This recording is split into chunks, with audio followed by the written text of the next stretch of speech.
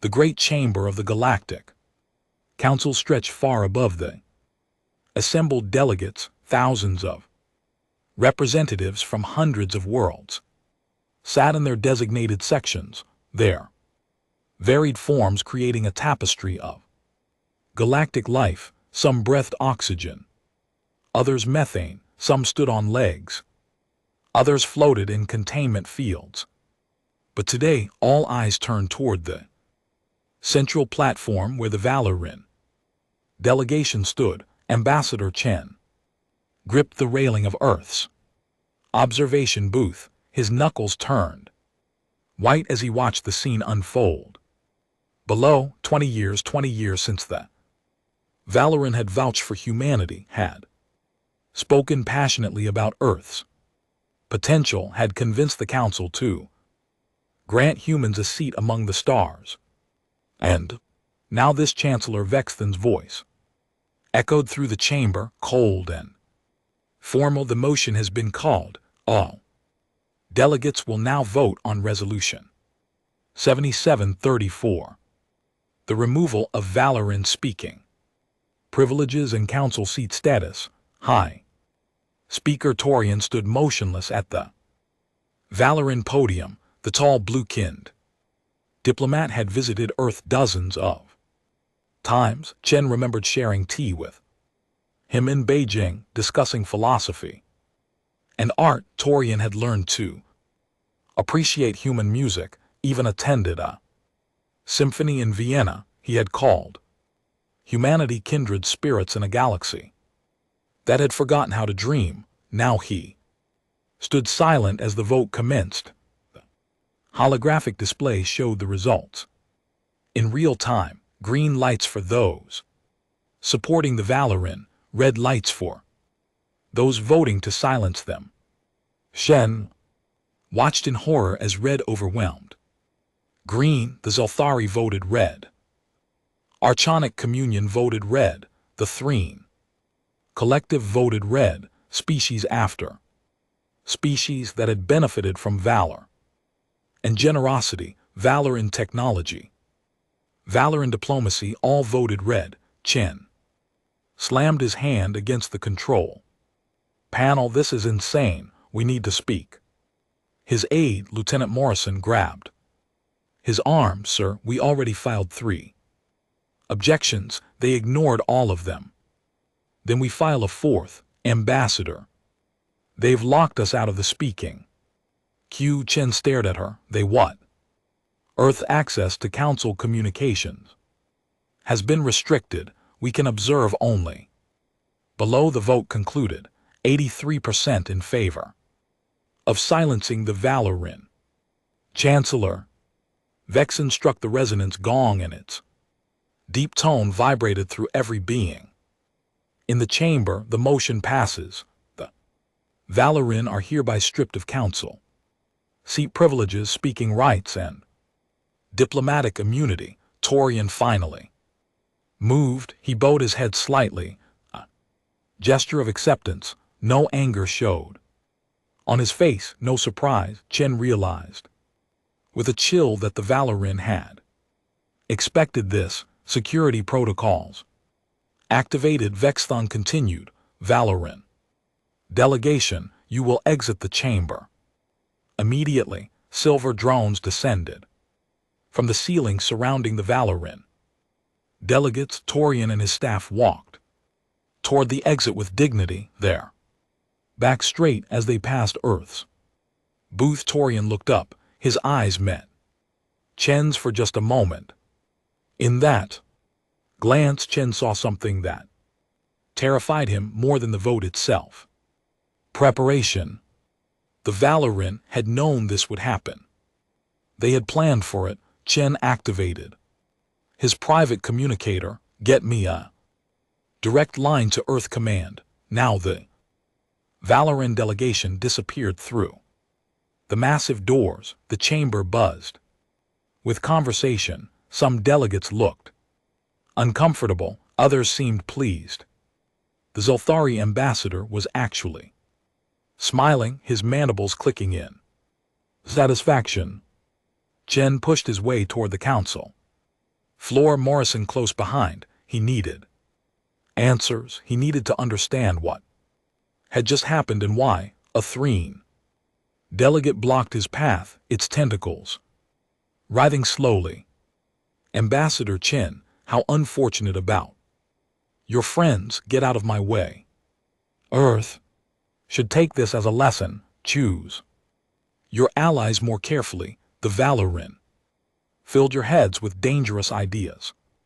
Independence, military expansion, technological advancement without council approval. The Threen's voice dripped with contempt. They made you think you were special. Chen stepped closer. We are special. Every species is. That's what the Valoran taught us, and look where it got them. The three gestured toward the empty Valoran section, silenced, forgotten. Within a month, no one will remember they were ever here. Morrison pulled Chen back. Before he could respond, they retreated to the human delegation area where the rest of Earth's diplomatic team waited. Sir, we're receiving reports from the Valoran home world, said Commander Park, holding a data pad. Council economic sanctions went into effect the moment the vote passed. All trade agreements terminated. Valoran colonies and disputed systems are being seized by Zelthari forces. They planned this. Chen said this whole thing was coordinated. It's worse. Park continued. We're being warned that continued association with the Valoran will result in similar sanctions against Earth. Chen looked around at his team. Young faces, mostly humans who had grown up in a galaxy that included the Valoran friendship. They looked shocked, angry, confused. What do we do, sir? Morrison asked quietly before Chen could answer. His personal communicator chimed. Encrypted signal, Valoran origin codes. He stepped into a private corner and activated it. Torian's face appeared, but not from the council station. He was already on a ship, already leaving.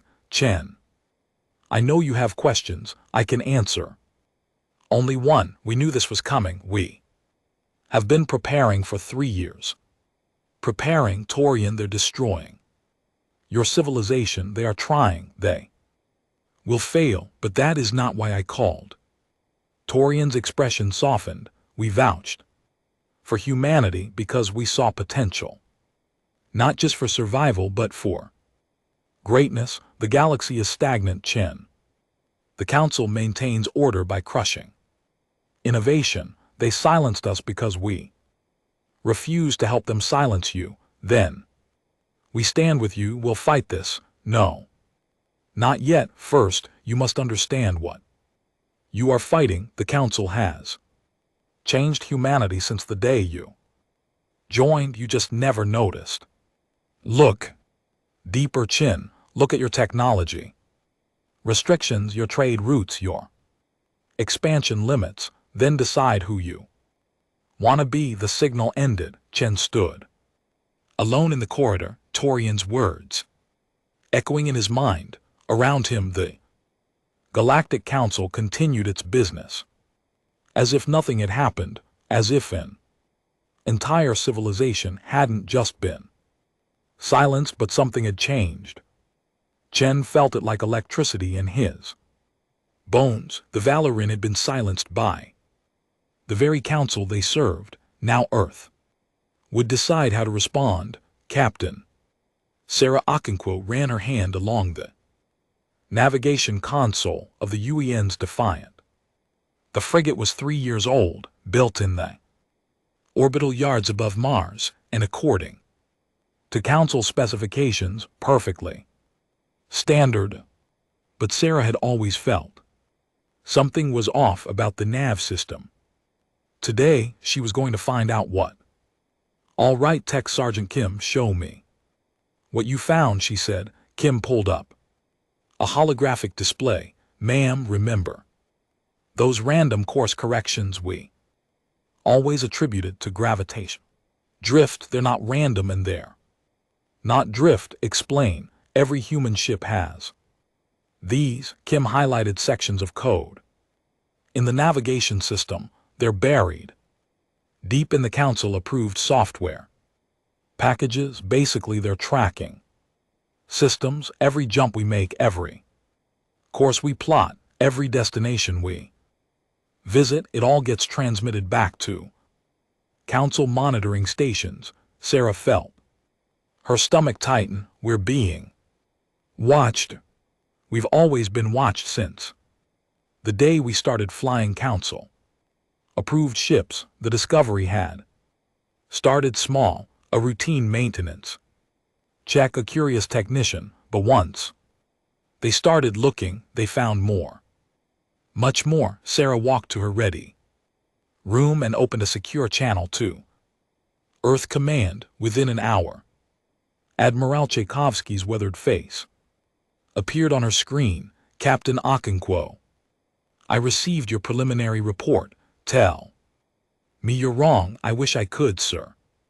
The tracking systems are in every human vessel that uses council certified navigation.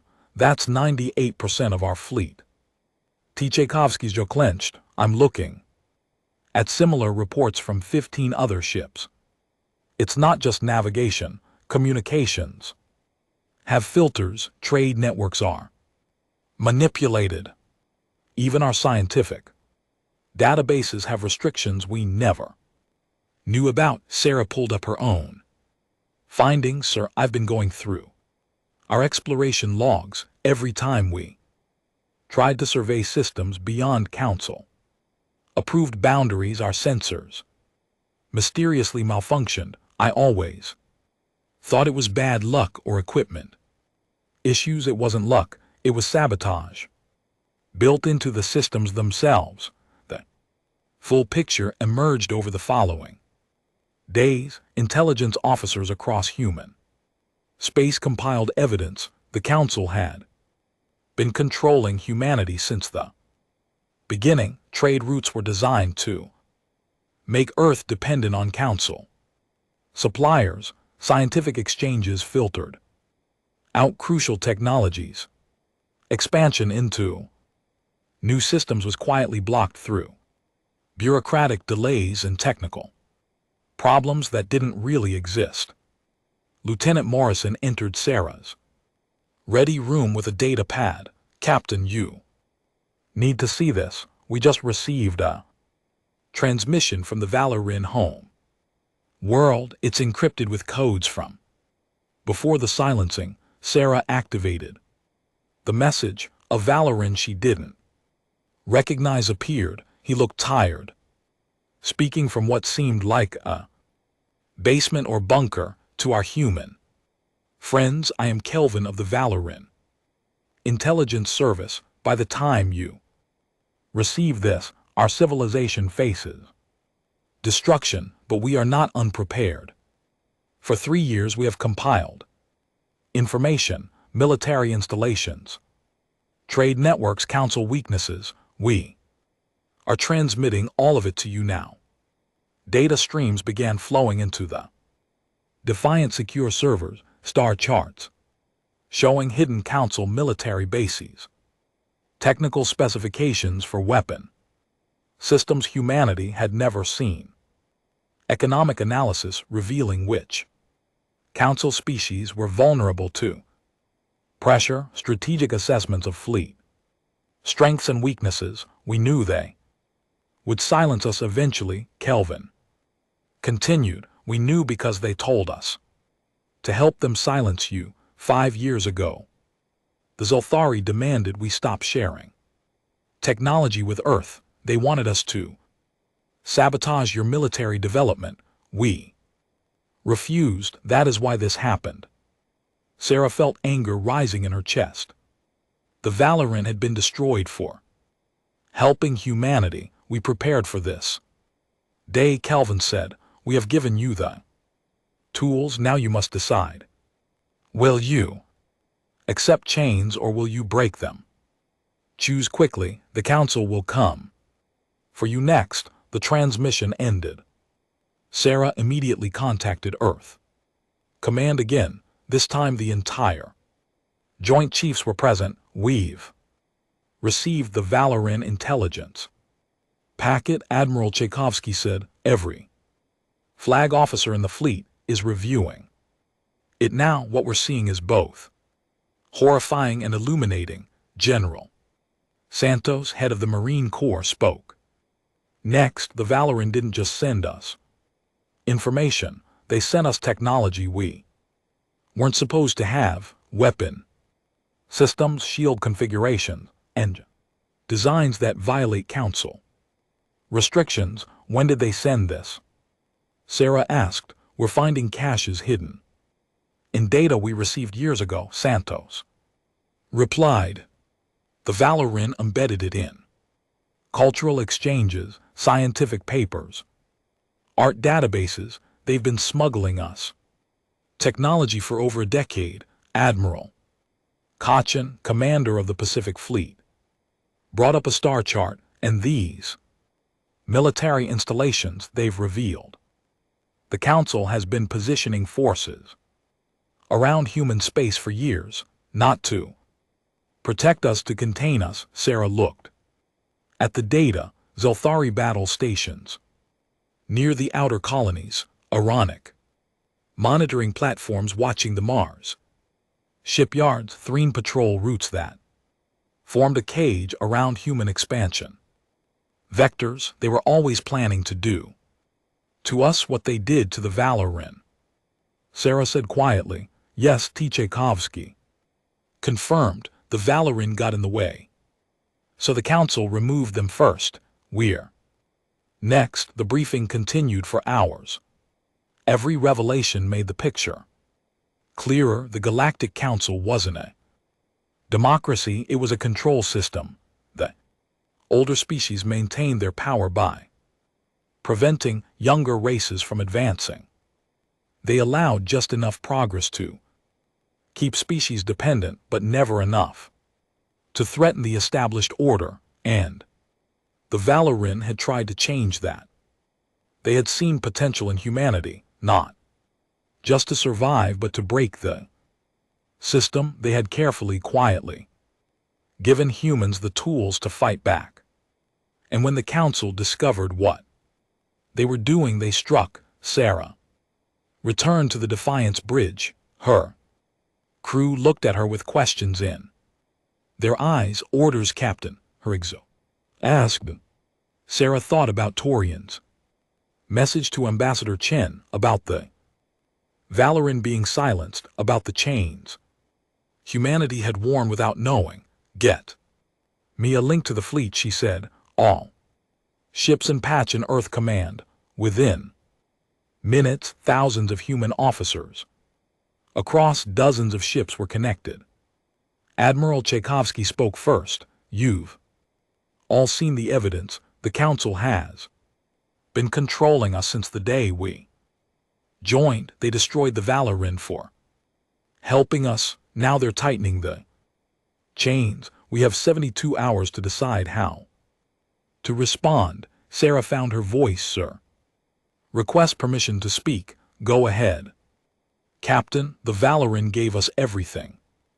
Their technology, their intelligence, their friendship, and when it cost them everything, they didn't blame us. They gave us more. They gave us a choice. Sarah looked at the faces on her screen.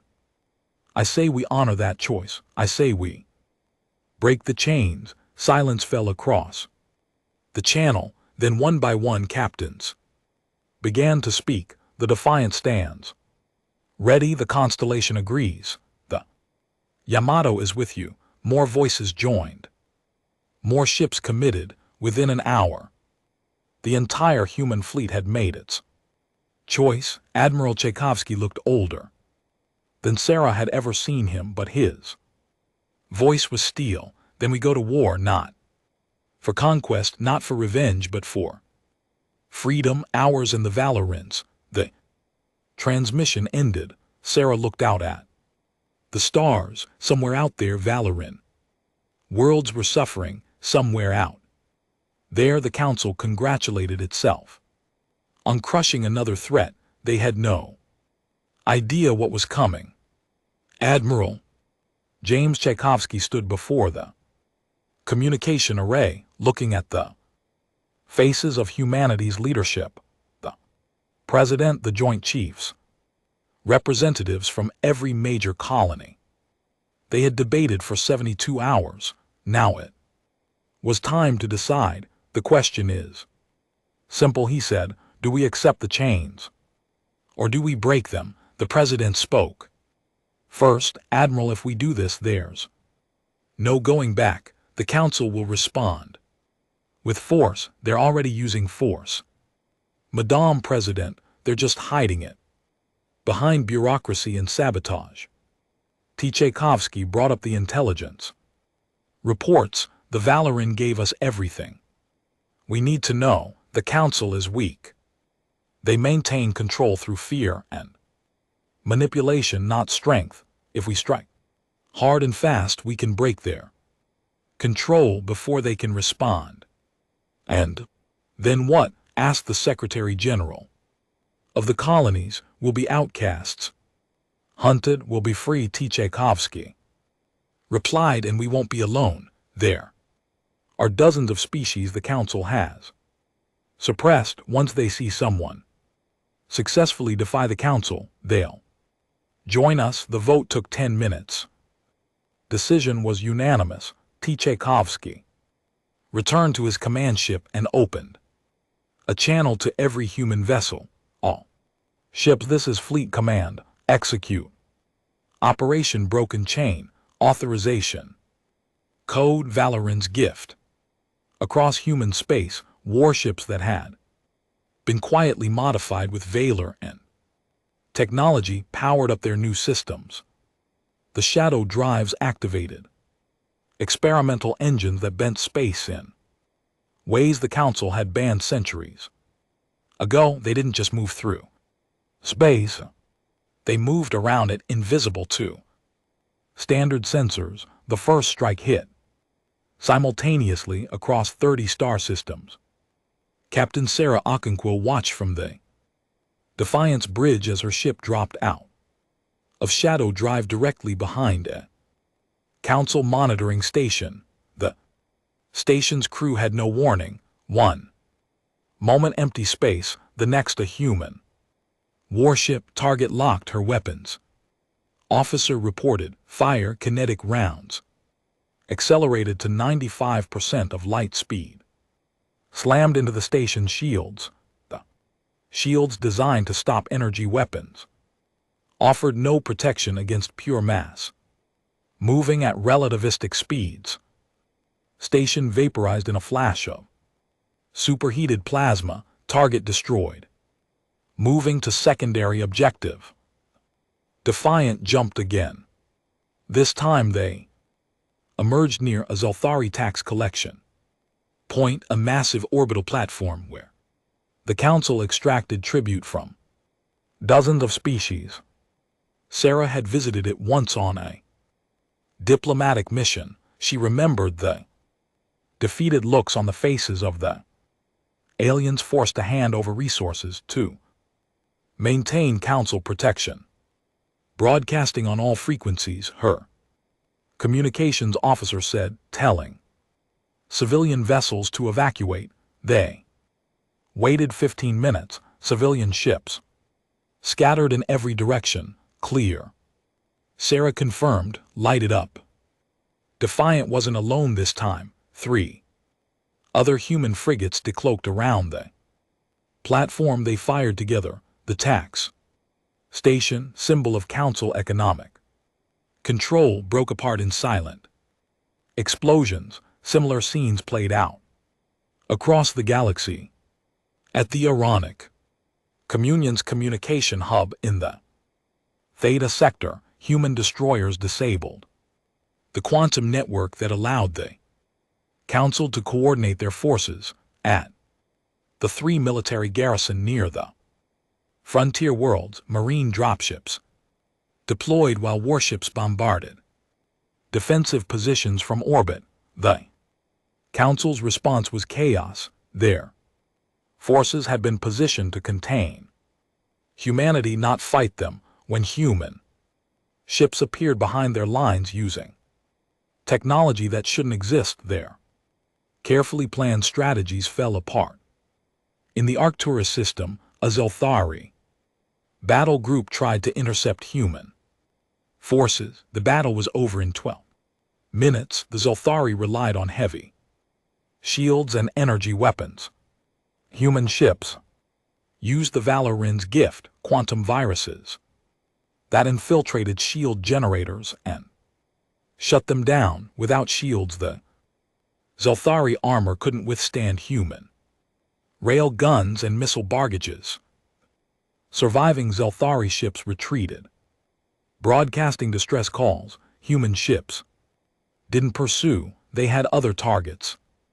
Admiral Tchaikovsky coordinated the assault from his flagship, the UEN's resolute holographic displays showed every engagement happening across dozens of light years. Green markers for human forces, red for Council military assets, blue for liberated systems. Sir, they 3 Collective is mobilizing their home fleet, reported his tactical officer. 200 ships. They're plotting a course for Earth. Tchaikovsky smiled grimly. Let them come. Activate Operation Gauntlet.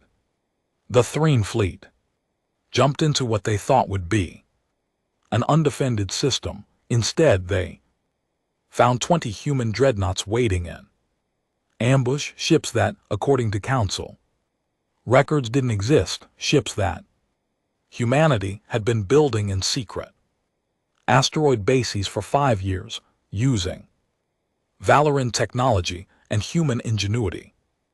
The dreadnoughts were massive, each one carrying more firepower than a dozen standard frigates, and they were commanded by officers who had trained for this exact moment. Captain Marcus Chen commanded the lead dreadnought, the UEN's Retribution. His great-uncle was Ambassador Chen, still trapped in Council space. This was personal. Ships engage at will, he ordered. The human dreadnoughts opened fire. Their main guns used gravitational lensing to focus particle beams with unprecedented precision. The 3 ships designed for intimidation rather than actual combat couldn't match the fury of human weapons. 3 commanders tried to retreat. They found their jump drives disabled by human electronic warfare. Trapped and outgunned, they had one choice. This is 3 Fleet Commander Zexar came the broadcast. We surrender. We surrender. Surrender accepted. Marcus replied, power down your weapons and prepare to be boarded. The battle ended. The Threen fleet, pride of one of the Council's most powerful members, had been defeated without destroying a single ship. They would return home with a message. Humanity could be merciful, but they could not be beaten. As victories piled up, Admiral Tchaikovsky received reports from intelligence. The Council was in emergency session. Species that had voted to silence the Valoran were now arguing among themselves. Some wanted to negotiate. Others wanted total war, but none of them had expected this. Sir, we're receiving a transmission from Council Chancellor Vexton. His communications officer reported. Put him on. Vexton's face appeared, and for the first time since Tchaikovsky had known him, the Chancellor looked uncertain. Admiral Tchaikovsky, this aggression must cease immediately. The Council will consider your grievances. If you stand down, stand down. Tchaikovsky laughed without humor. You silenced our friends. You've been choking our civilization since the day we joined your club. You expected us to just accept it. You are disrupting galactic order, thousands of years of Peace, peace, Tchaikovsky's voice turned. Cold, you call it peace when you crush anyone who challenges you, when you sabotage species that might become strong enough to threaten your control. That's not peace, Chancellor, that's tyranny. You cannot win this war. We will mobilize. You'll mobilize what? Fleets designed to intimidate, not fight. Soldiers who have never faced real opposition. We've been fighting wars on Earth for thousands of years. Chancellor, we know what we're doing.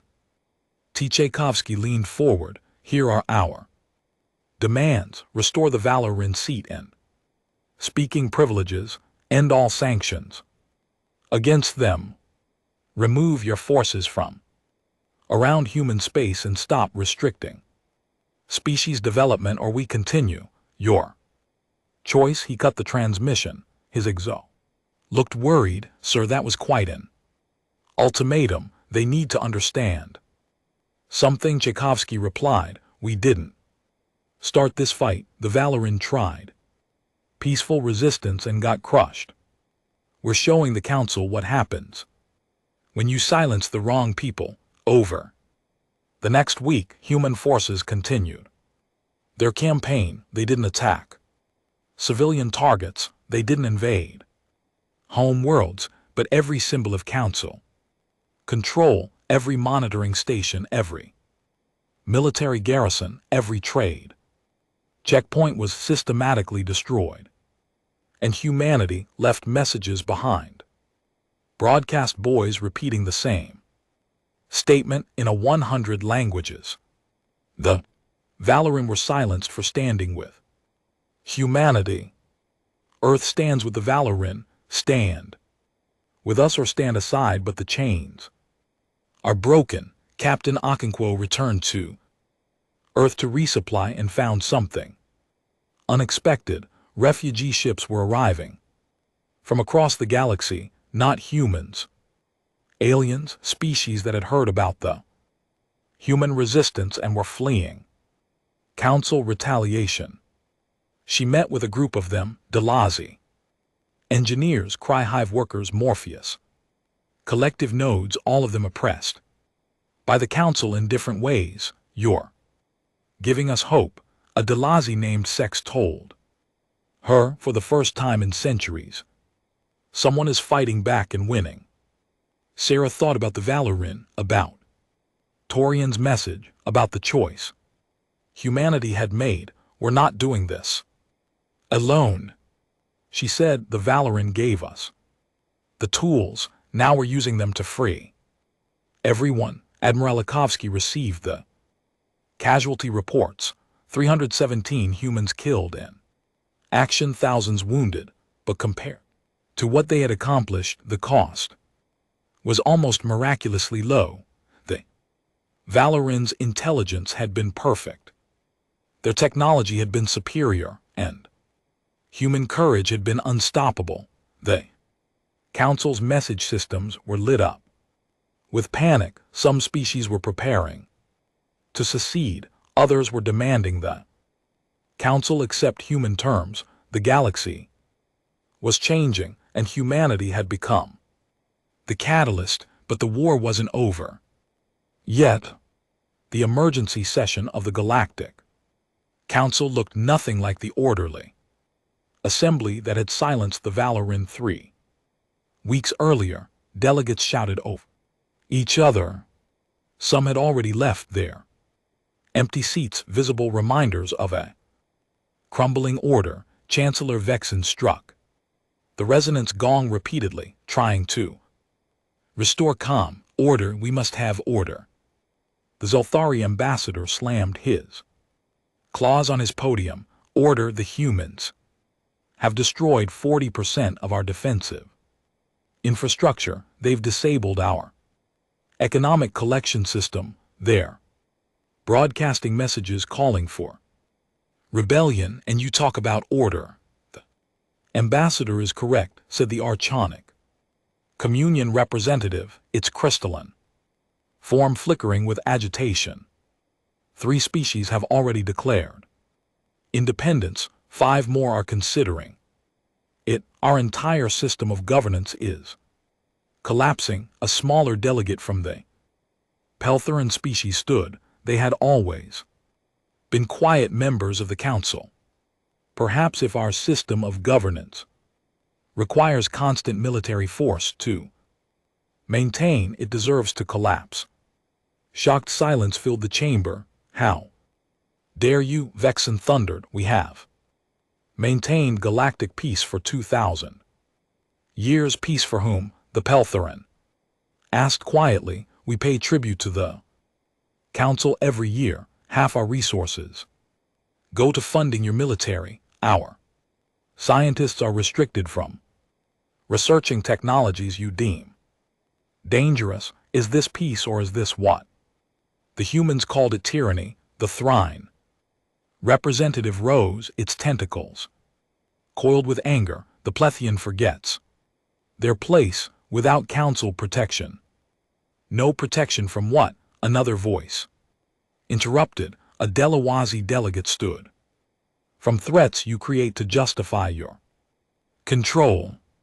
The humans haven't attacked any civilian targets. They've destroyed only military and economic control points. Meanwhile, we watched you crush the Valoran for the crime of friendship. More voices joined. Species that had been silent for centuries found their courage. The chamber descended into chaos. Chancellor Vexthon called for an executive session. The major powers, Zelthari Arcanix, met privately. We must crush the humans completely. The Zelthari ambassador insisted. Mobilize every fleet. Turn Earth into an example. With what? The Aronic representative asked. The Threne fleet is captured. The Zelthari battle groups have been decimated. Our economic network is in ruins. The humans fight like nothing we've seen in millennia. Then we negotiate, Vexthon said, though the words clearly pained him. Negotiate from a position of weakness. The Zelthari ambassador's mandibles clicked in disgust. You would have us bow to these primitives? These primitives, the Aronic representative said coldly, have technology that shouldn't exist. My intelligence services have confirmed it. The Valoran gave them everything. Weapons designs, engine specifications, strategic intelligence for years. Revelation silenced even the Zelthari.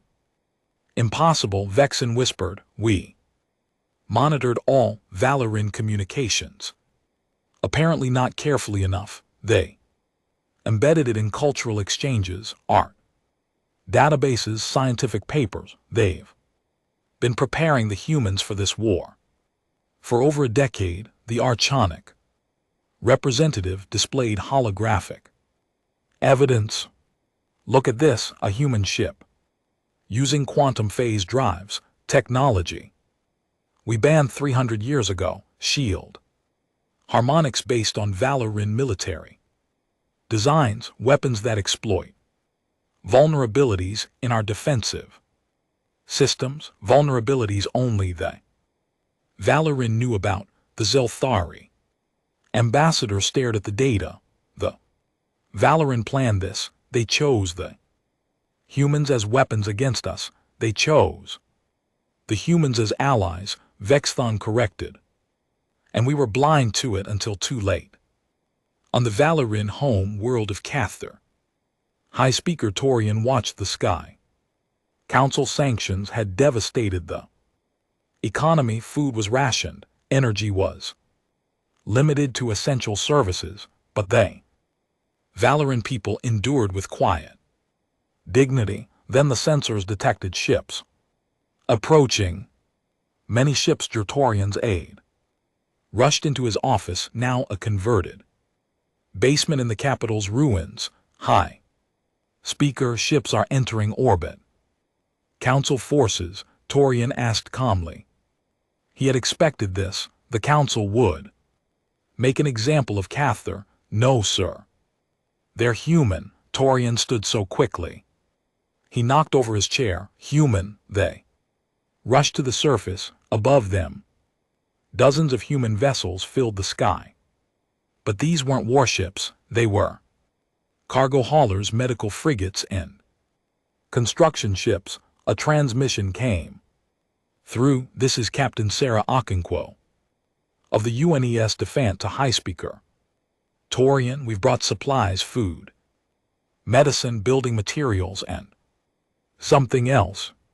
The holographic display showed a star chart, Cathara, and its colonies outlined in blue and written across them, Valoran Protectorate under human defense. You gave us the tools to break our chains, Akono continued. Now, we're making sure no one can chain you. Again, any council force that approaches Valoran space will be treated as hostile. You're under our protection. Now, Torian felt something he hadn't felt in weeks. Hope, Captain, you're risking war with the entire council. We're already at war, High Speaker, and we're winning. Besides, you gambled everything on humanity. Time for us to prove you right. The human ships began landing. Cargo bays opened, revealing tons of supplies. Medical teams emerged with equipment and medicine. Engineers started assessing damaged infrastructure. But it wasn't just humans. Delazi technicians arrived on separate ships. Cry workers, Morpheus, collective nodes, dozens of species that had heard about the human resistance and come to help. A young Valoran child approached one of the human engineers who was repairing a water filtration system. Are you really going to protect us? The engineer, a woman named Maria Santos, knelt down. Kid, your people gave us everything when we had nothing. They stood with us when it cost them everything. Yeah, we're going to protect you. That's what friends do. Back at the council, intelligence reports were coming in about the human activities around Cathara. Chancellor Vexthon stared at them in disbelief. They're not just defending the Valoran, his aide reported. They're claiming them as a protectorate. Any attack on Valoran worlds will be treated as an attack on Earth itself. The Zelthari ambassador was furious. This is unacceptable. We must what? Vex then interrupted. And GT, send another fleet. And GT, the Thrain fleet was defeated. The Zelthari forces were scattered. Every time we engage the humans, we lose. Then we mobilize everything. The Zelthari insisted. Every species, every ship. Total war. And how many will follow that order? The Archonic representative asked. Half the council is already talking about independence. If we order total mobilization, they'll revolt. The humans have shown them it's possible to resist. Ambassador Chen watched the emergency session from Earth's booth. The council was tearing itself apart.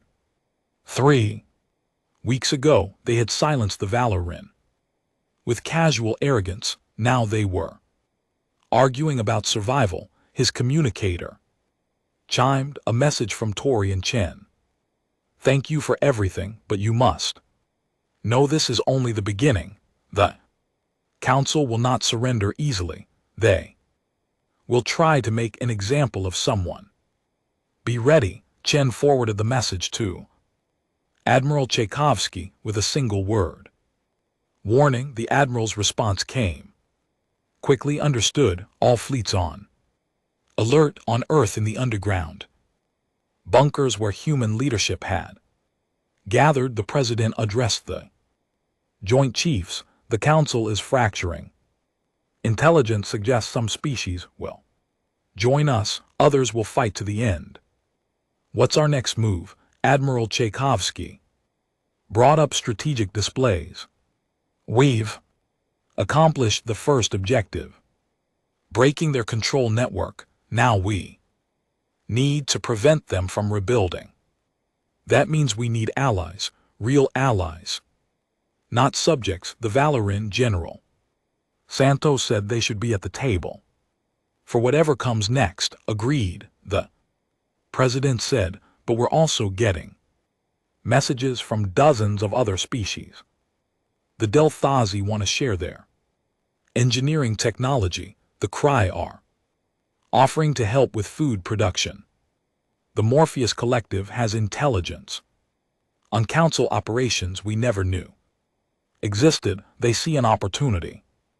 Admiral Chen observed. The council kept them all separate, competing for scraps.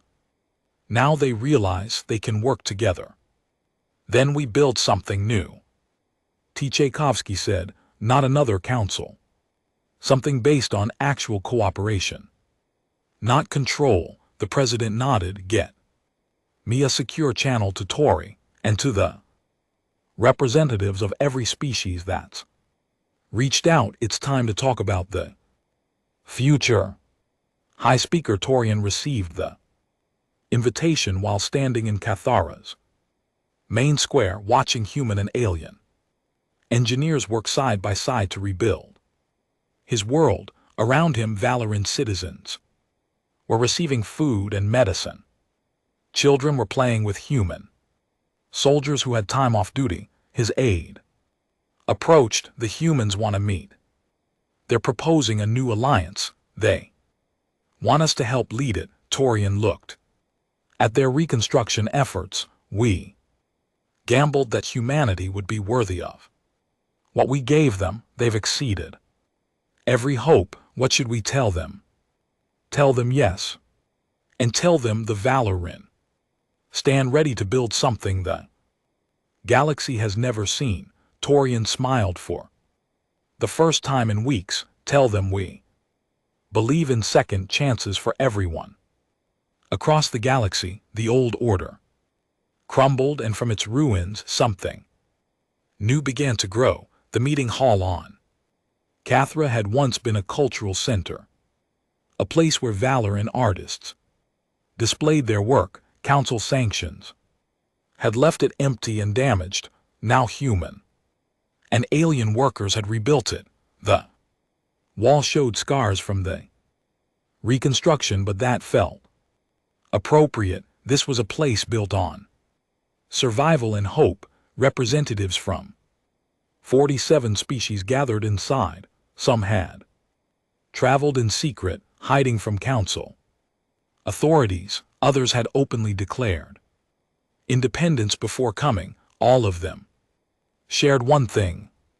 They were tired of chains. High Speaker Torian stood at the center podium, Ambassador Chen beside him. Around them sat delegates from worlds across the galaxy. Delazi engineers, Krith Hive mothers, Morpheus collective nodes, Peltheran traders, and dozens of others who had lived under council control for generations.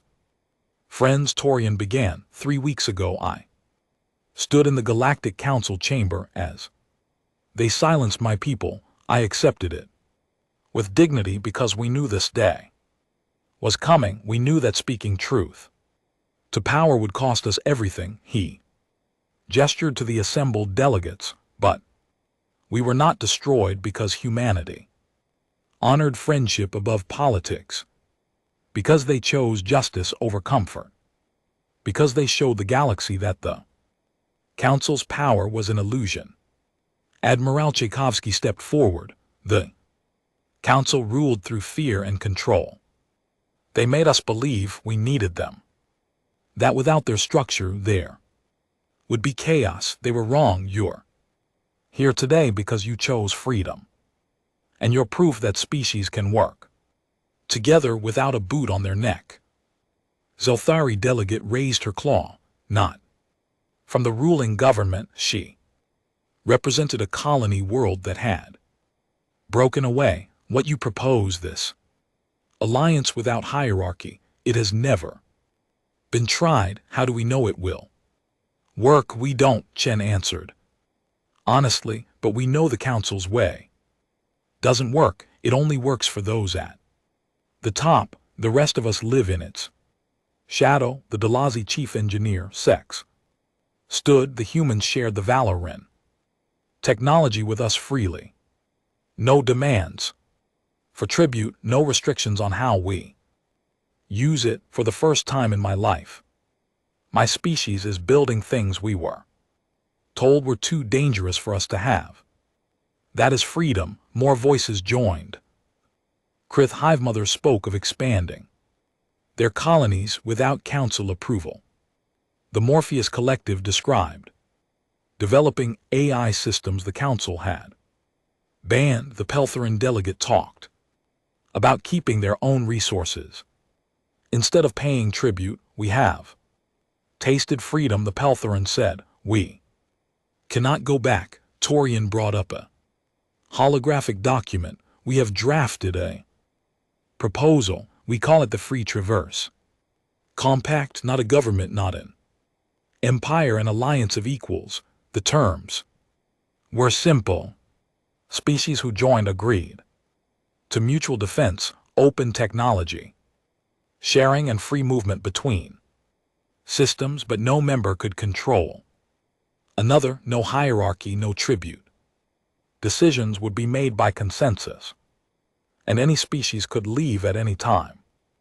This is chaos, said a cautious Archonic delegate who had traveled in secret. Without structure, without leadership, without tyranny. Chen interrupted gently. Yes, it will be messy. Yes, there will be disagreements, but we'll solve them as equals, not as masters and servants. The debate lasted hours. Some wanted more structure, others wanted less. The Krith worried about economic stability. The Delthazi wanted guarantees about technology sharing. Morpheus Collective asked about AI rights, but slowly consensus emerged. Not because anyone forced it, but because every species saw something they needed in the agreement: security without submission, progress without restriction, community without control. At midnight Cathar time, the vote happened not by raising hands or casting ballots, but by each delegate simply stating their species' choice. One by one they said yes. 47 species, billions of beings, all choosing freedom. Together, Chancellor Vexthan received the news in what remained of the council chamber. Half the seats were empty now. The Zolthari hegemony had collapsed into civil war when colony worlds rebelled against the Homu world government. The Archonic communion had withdrawn from galactic affairs entirely. The THR Collective was negotiating surrender terms. It's over, his aide said quietly. Vexthan looked at the empty seats. 2,000 years. 2,000 years of order ended in 3 weeks. By one species and one act of friendship. What do? We survive. Contact the humans, tell them we're ready to discuss terms. The formal dissolution of the Galactic Council happened with little ceremony. The remaining members signed documents acknowledging the end of their authority. Some species joined the Free Traverse Compact, others chose isolation.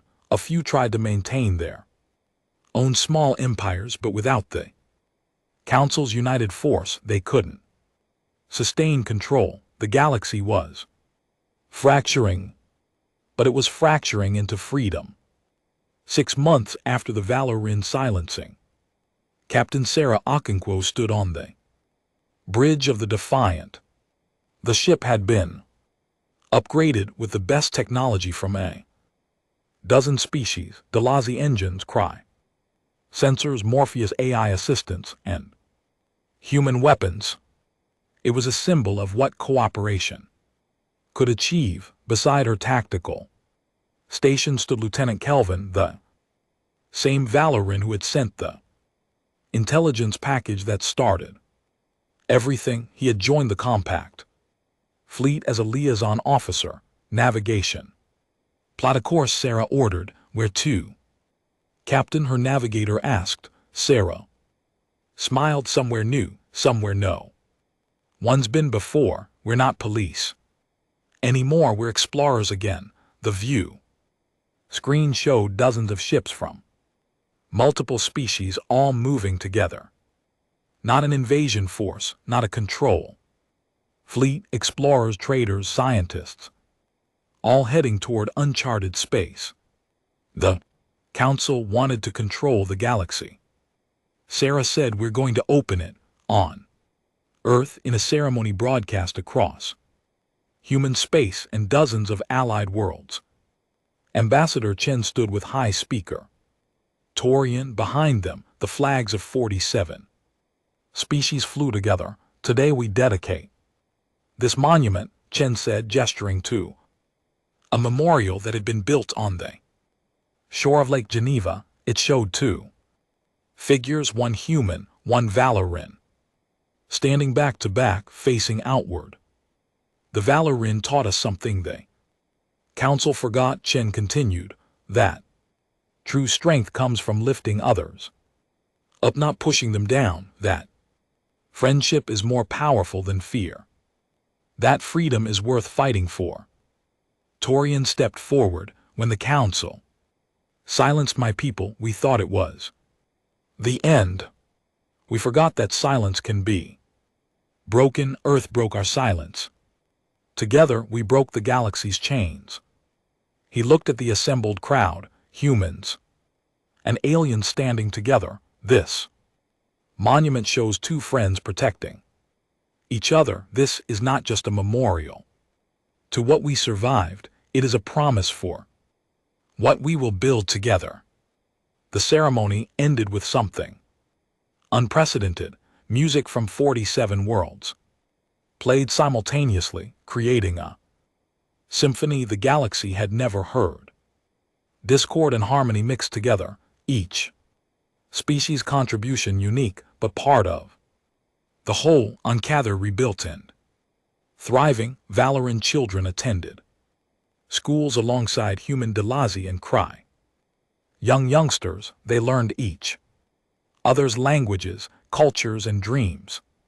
When asked what they wanted to be when they grew up, their answers mixed together. Valoran engineers using human techniques, human artists inspired by Morpheus philosophy, Delthazi scientists collaborating with crib biologists.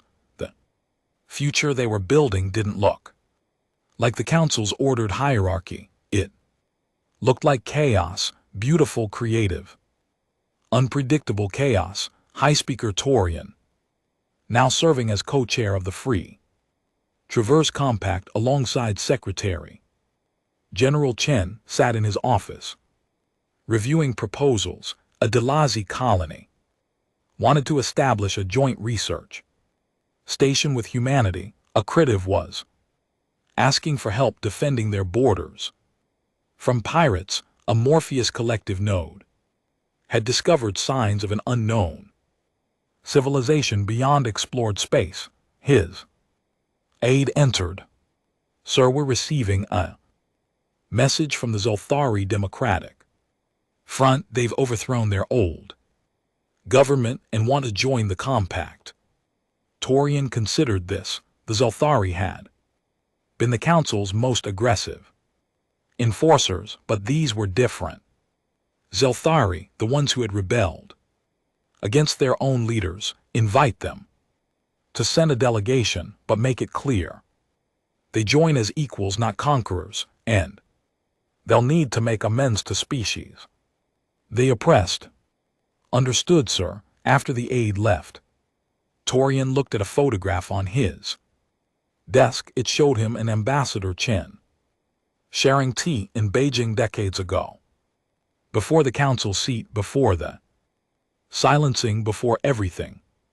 He had told Chen that day, humanity has potential not just for survival, but for greatness. Looking at what they had built together, Torian knew he had been Right, but he had also been wrong about something. It wasn't just humanity that had potential for greatness, it was all of them, every species that chose freedom over security, every being that decided to build rather than submit. The galaxy was still dangerous. There were still pirates, diseases, disasters, and unknown threats, but now species faced them together as friends rather than subjects. A communication came through from Admiral Tchaikovsky. High Speaker, the exploration fleet is ready to depart. Captain Okonkwo wanted to know if you had any final words for them. Torian thought for a moment, then smiled. Tell them to find wonders. Tell them to make friends. Tell them the galaxy is vast and we've barely begun to explore what's possible. Will do.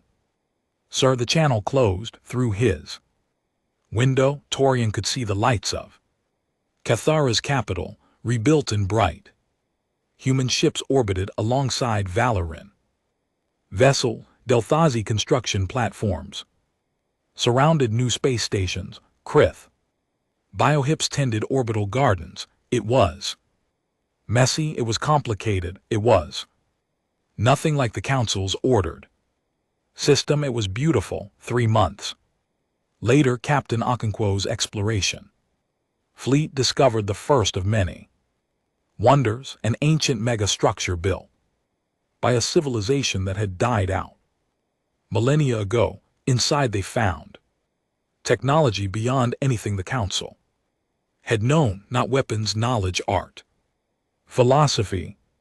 The Council would have classified it, controlled it, locked it away. The Compact shared it freely. Within a year, the discovery had sparked a renaissance across Compact space. New technologies, new ideas, new possibilities. Species that had been stagnant for centuries began innovating again, and at the center of it all stood two species, one that had been silenced and one that had refused to let that silence stand. The Valoran and humanity had gambled everything on each other. They had paid the price in blood and suffering, but they had won something precious, not just freedom for themselves, but freedom for everyone willing to reach for it. The galaxy would never be the same, and that was exactly the point. Years later, when historians tried to pinpoint the moment everything changed, they pointed to the Valoran silencing, not because it ended something, but because it began something new. The Council had tried to silence those who spoke for freedom. Instead, they had lit a fire that consumed their entire system. Earth had retaliated with fury after the Valoran were silenced by the very Council they served, but fury was just the beginning. What came after was hope, and hope, it turned out, was far more dangerous to tyranny than any weapon humanity had ever built.